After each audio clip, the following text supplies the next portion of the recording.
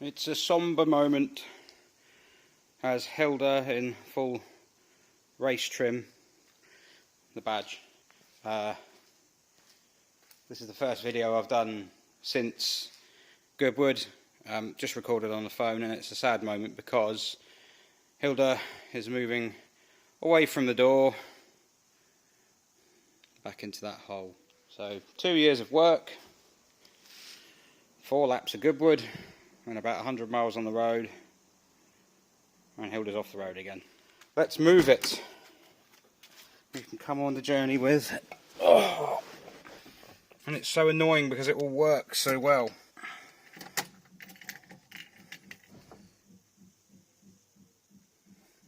Bit of choke.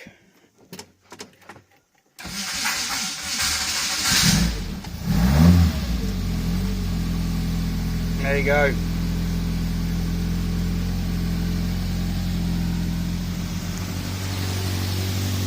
Huh. Balloon.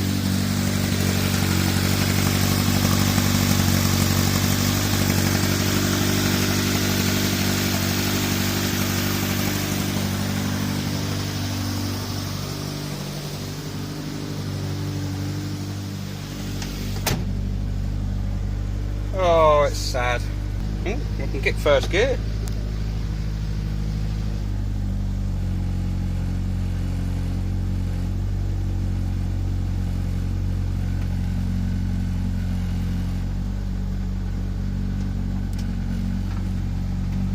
Out she goes, making some dodgy noises.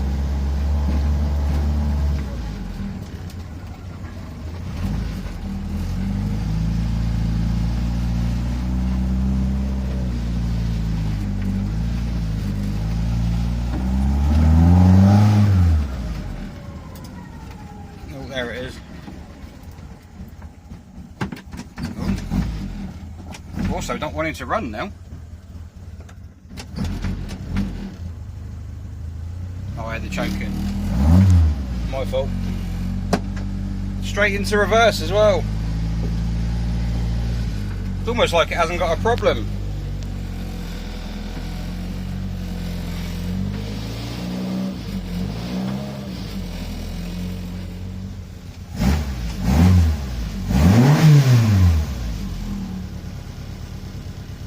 Sad face. So as we've seen, Hilda is now residing broken in the back of the workshop. What's the plan?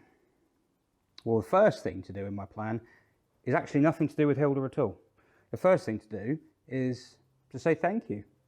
The comments that I got off the back of the well, the last video especially, but all the videos leading up to it, I mean, everyone had been quite supportive, and people were really getting into it. But the comments on the final video where I basically sat in front of the car and cried, but yeah, they were lovely.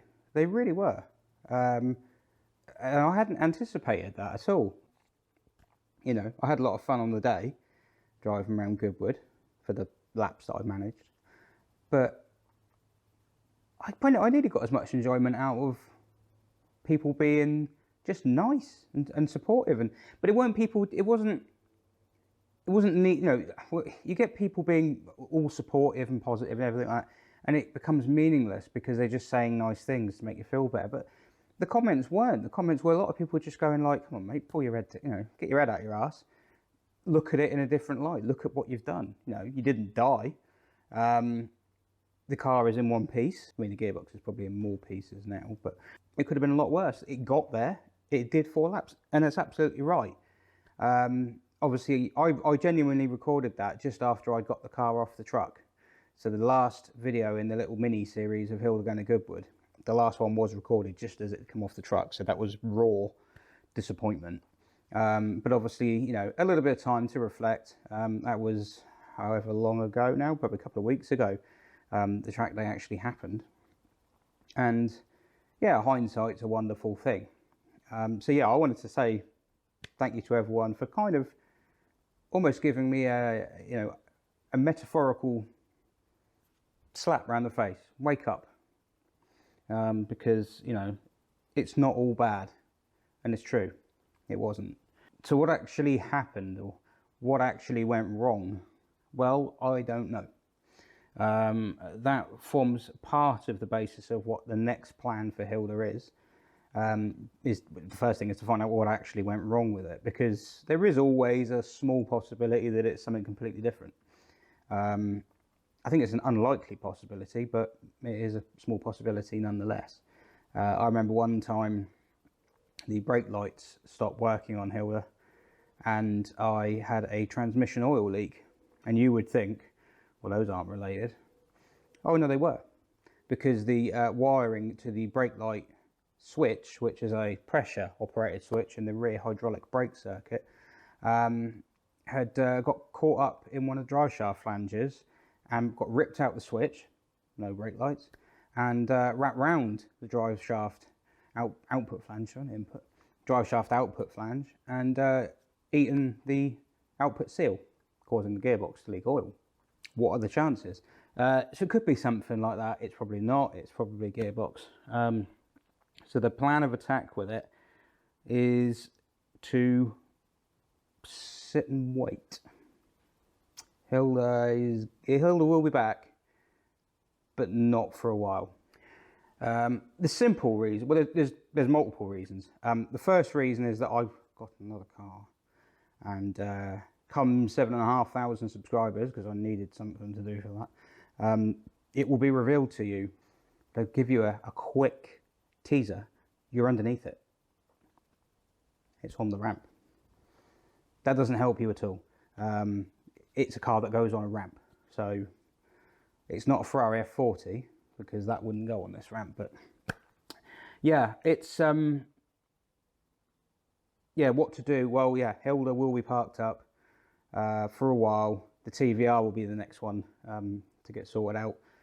That now needs less work than Hilda, because Hilda needs a rethink. And yeah, I need to get as many cars as I've got roadworthy as possible, because having them unroadworthy, unless they're being built or restored, i.e. SM, is pointless.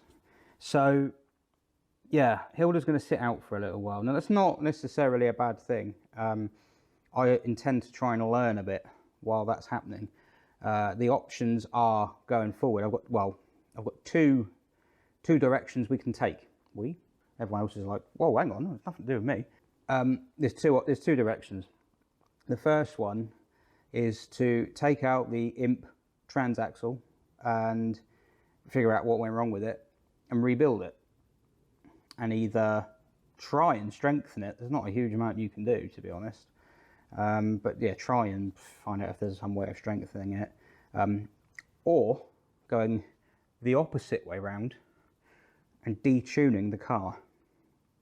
We always joked when we were building the car that the engine would probably eat the gearbox one day. This is no surprise at all that this has happened. Looking at it now, it's absolutely no surprise whatsoever. A standard Hillman imp kicks out about 50 pound-feet of torque, I think, or maybe just under that. 4,000 revs, I think. This engine here, it's more like 105 at about 3,500 revs, so it's quite mid-rangey. And one of the options would be actually to take out the VTR engine and fit, have an AX GT engine kicking around. It needs a rebuild, but have an AX GT engine kicking around. That would also have the added bonus of lightening the car, because that engine is lighter than the VTR engine, and it would detune the car. It won't fit straight on, it will need some modifications, but that is one option. It will take a bit of horsepower out of the car. I think we'll probably be in the 90-95 region with an AX GT engine with the mods, but less torque. So that, and obviously torque is the gearbox killer. Obviously I don't really want to do that, because it's kind of like it's in there now and it works. So I either keep do that, or keep the VTR engine and just accept that it can't go on tracks, and there isn't every chance that it might do another gearbox. If they're only lasting 2,500 miles, that's going to get boring. but we'll see. Obviously the other option, which is an ideal option really, is to do away with the Hillman imp transaxle and fit something else. A lot of people in the comments are saying, why can't you fit the Saxo gearbox? Well, it's simple engineering reasons. A Saxo engine is mounted transversely across the car, across the axle. Confusingly, some people refer to that gearbox as a transaxle because it's a transmission on an axle. But yeah, it's true. It is that technically, but it's a transaxle in a different sense of the word to the transaxle in Hilda. The transaxle in Hilda is an inline gearbox with drive shaft flanges coming out either side, like a Volkswagen Beetle, like a Porsche 911, like an Alfa Romeo 75 or an Alfa Sud or a Citroen 2CV or an SM or a DS, that kind of thing. So the engine in those cars sits longitudinally front to back, whereas in a Saxo it fits left to right. I can't go left to right in the back of Hilda at all. It's completely out of the equation because there are seats where the engine would go if you were to do that, so that's out of the equation. Basically what you have to do is try and come up with a transaxle that will fit the Saxo engine within the body shell of Hilda. Can't modify the body shell. I'm floating on the edge of what I'm allowed to do with the car at the moment as it is. If I go chopping out chunks of the floor to put a different gearbox in it, no one is going to be, I mean, yeah, that's like properly structural. The shell has to stay the same. The geometry of the suspension and everything like that, the cross member or subframe, however you want to call it, ideally needs to stay the same. But the central part of that cross member could change because it's a bolt-on part. And that means I could potentially fit a different gearbox in there. I don't have a lot of room behind the engine, so I can't bring the engine out any further back to fit a longer gearbox. It's going to be, it could be a ball leg, basically. It's a tough call. And at the moment, I don't know enough information to decide which way I'm going, and which is the best way to take it, which is the best route. So for now, Hilda is going to sit patiently and wait while I learn. I've heard there's a Renault gearbox that could work. I like the sound of the Skoda 120, 136. They do a 5-speed transaxle. Being 5-speed, it's going to be a bit longer, so it might not fit again. The Beetle option, I mean, those are completely different to the Imp. They're the same in concept to the Imp, but they are huge, not long, but they're just tall, and they are heavy as hell. Probably they've got to be twice, if not 2.5 times the weight of the Imp gearbox, because on a Beetle the engine is mounted to the gearbox. The gearbox is mounted to the chassis, and the engine hangs off the back of it, so they are strong as anything, which is good. But they're only 4-speed, which is bad, because if I'm going to go to the trouble of changing this gearbox, the gearing was one of the biggest problems with this car. It'd be nice to actually have gearing that makes sense. And the Beetle was only a 4-speed, designed for low power engines. Obviously there are Porsche versions of that. They're going to be big money. There are Porsche 924 and 944 transaxles, but those are different because they're mounted in the back of the car on the rear axle, whereas the engine's in the front. And that means the gearbox goes behind the engine. If I was to use that transaxle on the front, in front of the Saxo engine in the back of Hilda, I'd have 5 reverse gears and 1 very short, whiny forwards gear, which isn't ideal. There might be ways around it. It is sometimes possible to, I mean, in some cases, you can run the gearbox upside down. Ultima GTRs do that with a Porsche gearbox. They actually, because that gearbox is designed to go in front of the engine, not behind it, and in an Ultima they're mid-engined and the gearbox goes behind the engine, you flip the gearbox upside down and it runs upside down. But a better way for something like this might be you can take the guts out of the diff and turn it around and put it back in. It's not quite as straightforward as that, obviously, but that's the basic concept of it. And I do know, I have seen that done. So yeah, there's a few options. unfortunately it's a lot of work because it's the speedo on Hilda. A normal imp has a cable operated speedo driven by a cable running from one of the front wheels. On Hilda, it's a Hall effect sender on one of the rear drive shafts. In fact, it uses a Ford Transit smiley face 2.3 litre petrol crankshaft trigger wheel modified with 3 M10 washers to fit onto a Hillman imp drive flange coupling with a custom bracket. Yeah, it's a tricky call. So basically, it's just a quick update. That's where we're at. Now I'm in the research and thinking mode while I'm busy doing other things. I have to come up with something. Well, of course, actually going back to the gearbox choices, some engines rotate a different way, and you would end up with 5 reverse gears and 1 forward gear. Only the gears will be working in the opposite direction as what they're supposed to, and that probably wouldn't be very healthy for the gearbox and would fail. I already have that. So that's basically where it is.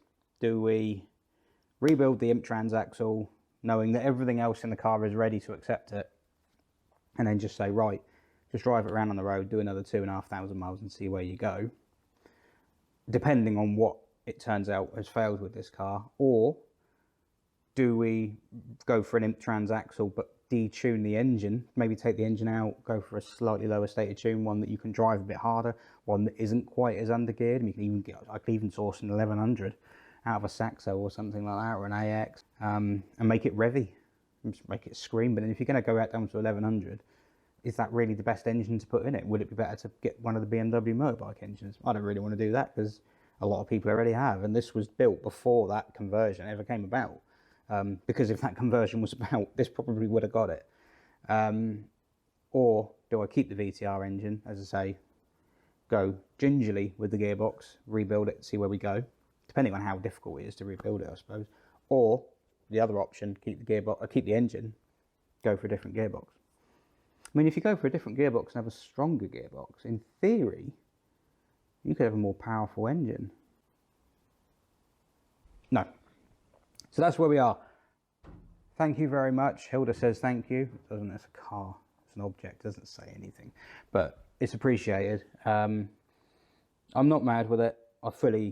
It's inevitable that it happened. And I'm so happy to have got those initial laps out of my way. The only problem I've got now is that I have such a taste for doing a track day, or more track days, that I'm thinking, do I need to get myself another car, like a track car? Because why am I not doing that? I'm so mad on motorsport and circuits and things like that. Why on earth am I not driving around tracks? I mean, money, I suppose, but apart from that, why am I not driving around circuits, experiencing all the different circuits and having all these memories and things like that? It's crazy, absolutely crazy. I mean, part of the fun was getting a car built and there, and to do it all in that short space of time and have it actually arrive at Goodwood was an achievement. But let's go back to it. I want to drive around Goodwood again, and I want to get faster and faster and faster and actually start putting in decent laps, not all over the place laps like I was doing. I could have gone a hell of a lot faster if I'd known what I was doing. So, and had a gearbox that could do it. So yeah, bit of thinking time for Hilda. Anyone got any suggestions for transaxles worth looking at? Transaxles that go either in front of the engine, i.e. Porsche 911 style, Beetle, Hillman Imp style, DS style, SM style, Renault 5 style, stuff like that. 2CV, not a 2CV gearbox, but if it's a transaxle that goes in front of the engine, as long as the engine rotates the same way as this one, that's a potential contender. It doesn't have to be 5-speed, but if it's 4-speed, they've got to be pretty tall, because this engine doesn't need much encouragement. So yeah, that's where we're at. Thank you very much. It was good fun, and we will pick it up again when I've learned something.